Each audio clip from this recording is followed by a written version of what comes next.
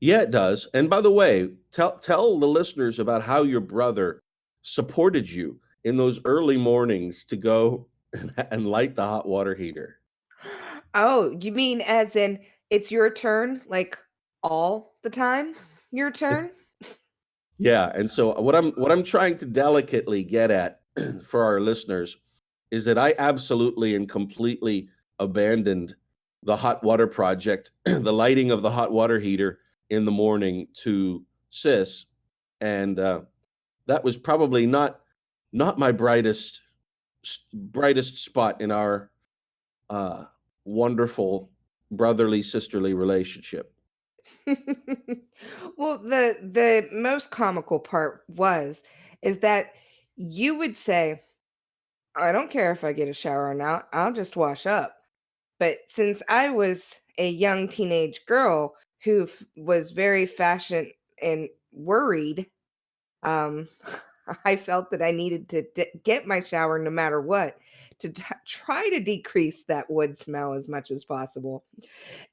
And so you kind of would use that towards your advantage of making sure that you could, you know, not have to light the hot water heater.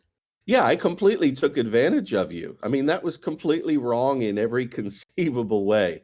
I would I would hold out and say, "I'm not going out there because it doesn't matter." Yet, if I recall or remember correctly, um, I would you would go out and light the hot water heater, but I think I would actually, Take the try shower and leave yeah, me I in would no I hot would water. take the shower first and use all the hot water that you had gone out to light. Yes, you had done that a number of times. Yeah, I would say all in good fun, except that it probably was not very much fun, and I don't think I was doing it from fun motives. I think I was just manipulating you out of your hot water. No, not my brother. Not any brother on this earth would do such a thing as Yeah. every brother would. Yeah, definitely not my finest moment and not the moment that I want to be remembered for in our relationship. Which you were not, because and whenever I think back of that in those time frames, I actually don't even think about how the reason that I didn't have hot water some of the times was because of the lack of, hot water from you using it. Oh, yeah, it I was I didn't associate all that all the time. It yeah, was I just got away with me. it a lot. It was really obnoxious.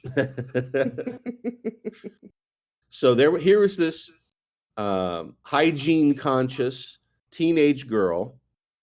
All she wanted was a nice hot shower to get clean and be presentable, so that all the girls at school wouldn't talk about her and make fun of her. And then she had she had this older brother who would absolutely not get up to help light the hot water heater, but yet would rush into the shower after and get as much of the hot water as he could get away with. Yep. Well, that's an encouraging topic. Aren't you glad we got on it? Yeah, I am glad. Speaking of temperatures and stuff, by the way, we were talking as we started on before we started recording, and I asked Sis how her weather was, and she was just ecstatic because it was Very well, what is warm. it? It's Warm, very very warm. warm. What, upper 50s or lower It was 50s? it got to like 52, 53 today. Um, and it's not supposed to drop throughout the night, so I think we're only gonna go down into like the high 40s, like 45, 46, I think, not even. And then we're Yeah. supposed to go up to almost 68, which would be a record setter first time in like 130 years. Yeah, so here you are talking about the balmy 50s, and I'm sitting down here going, "That's so weird," because we're going through this Arctic blast of cold weather where I live in Florida, as opposed And to where so, of you live course, up north, and you I had to ask, "What's your temperature?" Thinking that maybe he was in the 50s with me. Yeah.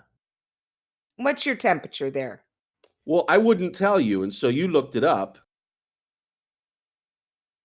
And it just so happens that I had noticed when I looked it up that it's 70 degrees and it's nighttime 70 degrees at night, at night.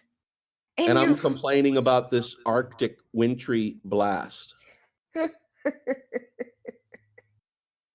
So, Alrighty then. That would actually be shorts weather for me right now.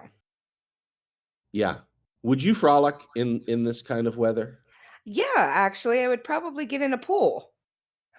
Yeah, you would. Yeah, you would. So for listeners, I live in a resort community, and there are a lot of, we call them snowbirds, um, down here. But the snowbirds are people from the north who come down to this part of Florida to um, stay warm and enjoy the area with us for a couple of months. Typically, maybe I would say like November to the end of February, maybe into March a little bit.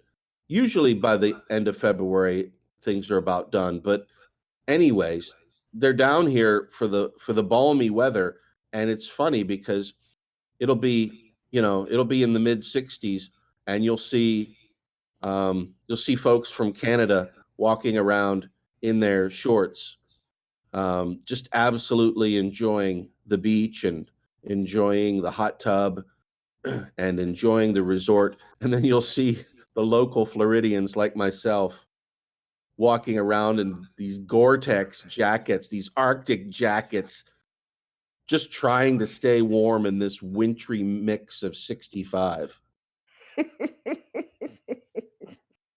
So there's something wrong there. Something what is it that goes wrong in the body, by the way, sis, that temperature gets to be such a burden like that? I have no idea, but Is it you know, thyroid, or is it something with the hormones and endocrine system, or I mean, it very well could be a metabolism thing, which would be probably more endocrine. And, it could even be relatable to the thyroid because I know that people who have thyroid issues, if you're hyper, they are always warm and excessively warm because their metabolism's going. And if you're hypo, you're usually always cold because of the slow metabolism. So maybe there is a relation to, how quickly your metabolism goes to how quickly and or you are warm or cold. But I don't know if I would completely relate it to that just for the fact that I've seen people who are one way or another, um, and they're cold when you think they would be cold when they're actually warm and vice versa. So, it's really hard to tell. I think it's an individual, and I think also it's that whole you get your body gets used to a particular climate.